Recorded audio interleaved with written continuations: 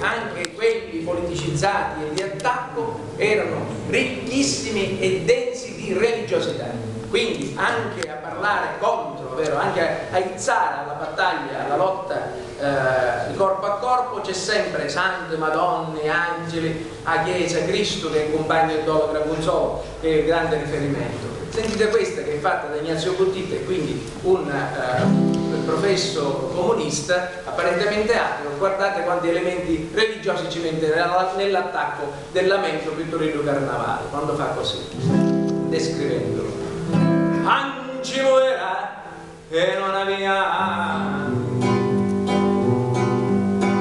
santo non era e miracoli magia, cielo accanava senza guardi e scale e senza pedimenti né scendina. Era l'amore cosa capitale e sta ricchezza tutta la spartia. Torello Carnavale nominato e come Cristo moriva ammazzato. Quindi avete sentito, Angelo era